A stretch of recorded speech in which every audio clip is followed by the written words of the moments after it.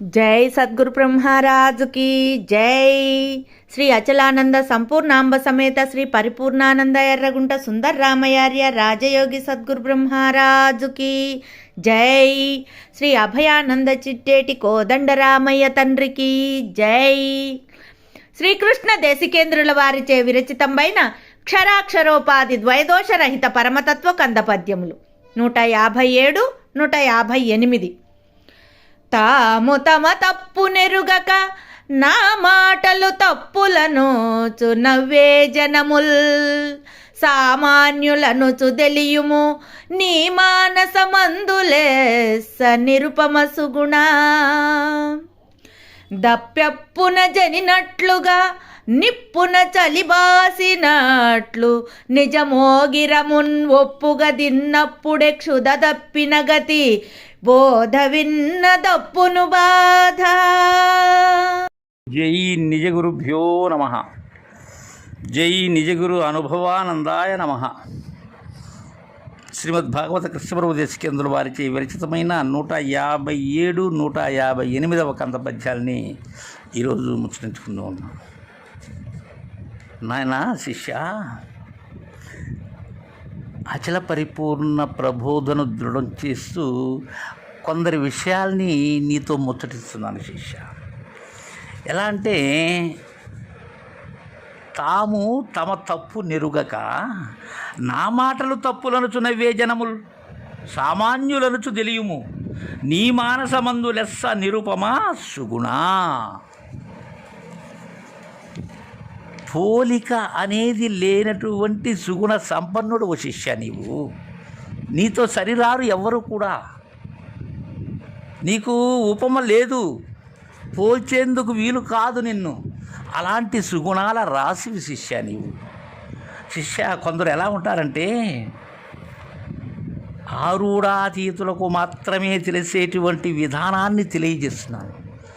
కొందరు నీచ మానవులు, కుటిలాత్ములైనటువంటి వారు ఎలా ఉంటారంటే శిష్య, తాము తమ తప్పు నెరుగక వారి యొక్క తప్పు వారికి తెలియదు. ఏమున్నది వారిలో తప్పు? నేను అనబడేటువంటి తప్పు వారిలో ఉన్నది. అహమనే తప్పు ఉన్నది వారిలో. తను చెప్పేటువంటిదే శ్రేష్టమైనది, గొప్పదైనటువంటి తప్పు ఉన్నది వారిలో. వారు శరీర సహితులు, భ్రమ సహితులు, వారు అహంకార సహితులు వారు. కావుననే వారి తప్పు వారికి తెలియట్లేదు, వాళ్ళు ఎరగలేరు కూడా.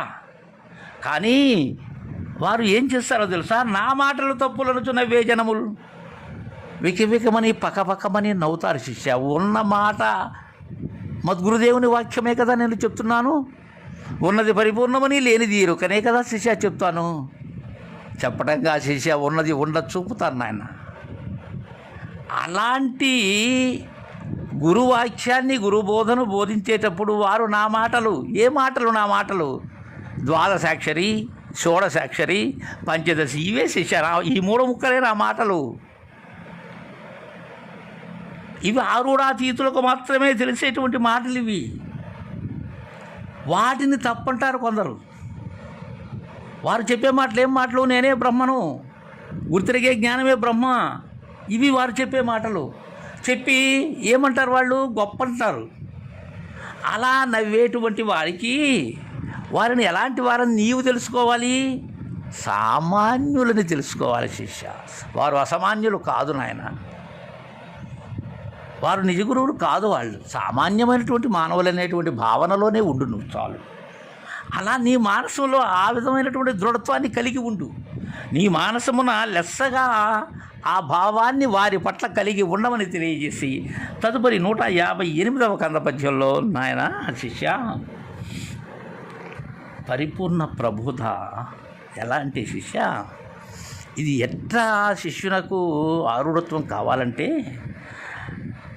దప్పియప్పున జనినట్లుగా నిప్పున చలి బాసినట్లు నిజ మోగిరమున్ ఒప్పుగా తిన్నప్పుడే క్షుద దప్పిన గతి బోధ విన్న దప్పును బాధ. ఈ భవ బాధ అనబడేటువంటిది ఏదైతే ఉన్నదో ఆ భ్రాంతి లేని యుక్తిని గురించి పరిపూర్ణ ప్రబోధను శివరామ దీక్షిత సాంప్రదాయ విధానాన్ని ఎరిగిస్తూ ఉన్నాను శిష్య నీకు. ఎలా ఇది? దప్పియప్పున జనినట్లుగా. దప్పిక దేని ద్వారా పోతుంది? నీరు త్రాగిన దాని ద్వారా దప్పిక తీరుతుంది. అదేవిధంగా నిప్పున చలి బాసినట్లు. అగ్ని దగ్గర కూర్చుంటే చలి ఉంటుందా? ఉండదు కాక ఉండదు. ప్రత్యేకంగా చెప్పనవసరం లేదు చలి లేదు అని. నీరు తాగిన తర్వాత దప్పిక తీరిందని చెప్పనవసరం లేదు.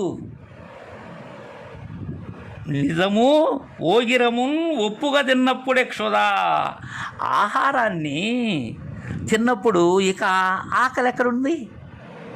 ఆహారం భుజించడంతోనే ఆకలి పోయింది శిష్య. తద్విధానంగా అవి ఏ విధంగా పోతున్నాయో తద్విధానంగా నిజగురు బోధ విన్నప్పుడు ఇక ఈ జనన మరణ భ్రాంతి బాధలు అనబడేటువంటివి ఏ కాలమందునా లేవు శిష్య. శివరామ దీక్షితుల వారి పరిపూర్ణ బోధ ఏదైతే ఉన్నదో దాన్ని తెలియజేస్తూ ఉన్నారు. నిప్పు దగ్గరకు పోతే ఏం పోతుంది? చలిపోతుంది. ఆయన దాహాన్ని స్వీకరిస్తే ఏం పోతుంది? దప్పిక పోతుంది. అందుకే ఆ మహనీయులు అంటారు, నిప్పు దగ్గరికి పోతే చలిపోయినట్టు ఉండవలే, దాహానికి పుచ్చుకుంటే దప్పి తీరినట్టు ఉండవలే, భోజనం చేస్తే ఆకలి తీరినట్టు ఉండవలే. ఇదే చెప్పారు ఇక్కడ కృష్ణప్రభు దేశికేంద్రుల వారు. అలా బోధ అలా కుదరాలి. చక్కగా మనకు కృష్ణప్రభు దేశికేంద్రుల వారి కంద పద్యాల్ని విన్నాం. జై గురుదేవా.